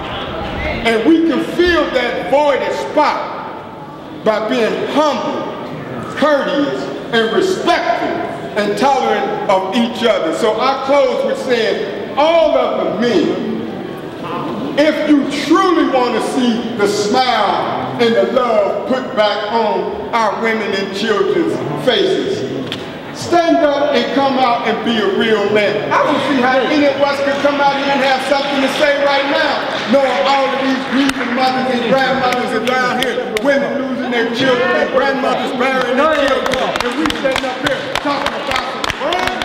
It's a crime for not being a man. It's a crime for not standing up in the name of God and being a man and protecting our women and our children. And if you feel to save your life, know of a surety, you will lose your life. Because there is nothing, no gun can stop that we sitting on the Missouri fault line. Just wait till God shake us up. That's right. It's His day and time. Right. So thank y'all for listening to me. And may God bless all of us to come back to Him and stand with Him and know that we belong to Him, and those people on the streets belong to Him too. May Allah bless you. And I didn't ask for a solution. I have the solution. Go ahead, brother. Unite under the principle of truth. Assalamu alaikum.